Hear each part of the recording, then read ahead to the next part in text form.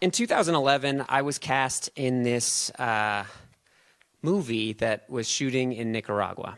And all the details of this movie were kept secret, even from the cast, until we got to Nicaragua. It's just kind of scary.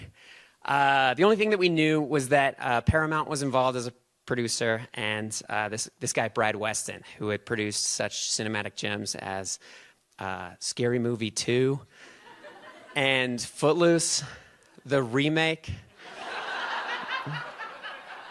So you better be sure I was on that plane. So we get to Nicaragua, and we shoot this movie, and we have such a blast, and we're there about a month. And then we get back, and a year later, we get news that Paramount liked the movie so much that they wanted to reinvest and make it bigger and send us all back to Nicaragua and sort of add a lot of bigger set-piece scenes, like big, cinematic, raunchy, crazy moments. And we were all excited. So a year and a half later, we're all back in Nicaragua with the same haircuts, shooting more of this raunchy wedding comedy. And the first thing we wanted to do, because the script was kept secret, even the new script was kept secret from us until we got to Nicaragua again. So we all ran to our casitas with our new scripts, and we sort of leave through to see what our characters would be up to in these sort of new scenes that were written.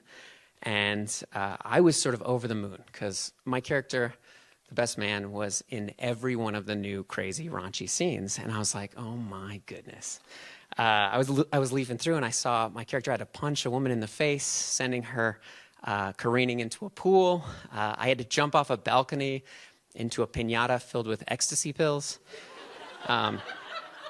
which didn't make the final cut of the movie, but we did shoot it, and I had a stuntman, and that's pretty cool. And then one of the scenes, I had to pee on one of the groomsmen, my co-star, JR, because I'm pretending to be this bridesmaid that he has a crush on, and he's tied to a bed face down. You know, like comedy gold. And the day that we're going to shoot this pee-pee scene, JR and I are at lunch, and it's one of the big set-piece scenes, so we're like gearing up, and the producer, Cooper, and the director, Nick, come and get us, and they're like, hey, do you guys mind coming to set a little early? We want to test out the rig so you guys can, know about this prop rig, this sort of fake peeing prop. And we were like, yeah, that sounds great. And so we get to set, and it's this little bedroom, and it looks like set. There's cameras all around, and there's cinematic gear and flags. And the props master comes out, and he's like, all right, so, and he hands me this little phallus with this long tube coming down, and he's like, you just hold it, like normal, and I'm gonna go where I'll be during the shoot tonight, and I'm gonna pump it, and it should just, look like movie magic. And so he starts pumping it, and I'm like, great, like he puts a little bucket at my feet, and it looks like a normal human man stream. And then seconds later, it starts sputtering and spraying and sort of like, it looks like if you took an apparatus off the hose while the water was still on, it was like, and I was looking around like I'm holding it gentle as a baby. Like I'm not doing anything weird. And the director kind of snaps at the props guy, and he's like, what's going on? And the props guy is like, I've tested this thing. I tested it so many times before we got to Nicaragua. And they kind of get into it. And then all three of them, the producer, director, and props guy, go outside, and they're yelling. And JR and I are just sitting on this bed like, this is crazy. And then the producer and director come back in, and they're kind of serious. And the producer's like, you know how rigorous the shooting schedule is. This is literally the only night that we can shoot this scene. And we were like, what? And he's like, this is one of the scenes that earned us the green light on these reshoots. Like, we need to shoot this scene tonight. And I was like, yeah, we will. And it wasn't quite hitting. And then he's like, Nick, tell him what we just talked about. And he's like, we can do it in one take.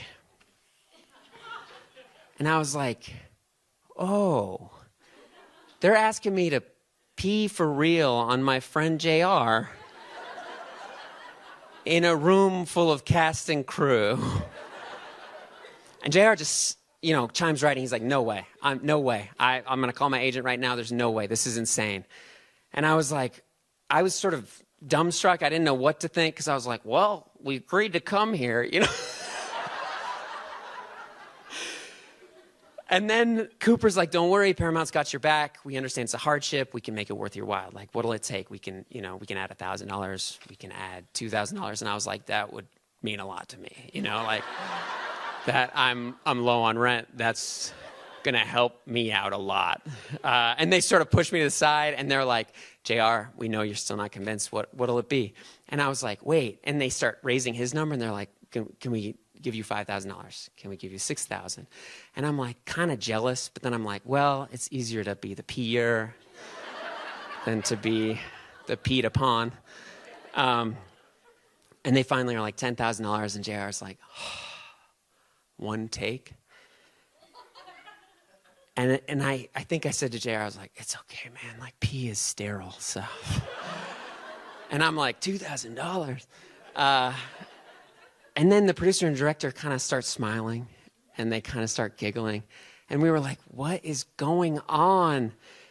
And he points around and he's like, that camera's on and that camera's on and that camera's on. And then he points his little lapel and he has one of those spy cameras. And he's like, we went around to the whole cast and crew and asked everyone what number they thought that you guys would need.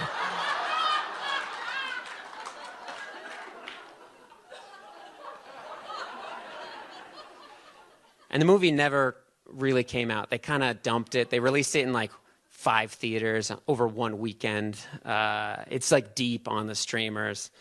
Every now and then I get some, text from some friend that's like, hey, I saw your movie in like a foreign hotel or on a plane. And it always makes me cringe because I'm like, it just reminds me that it only took $2,000 for me to sacrifice all my integrity. Please welcome your first storyteller of the night, Jess.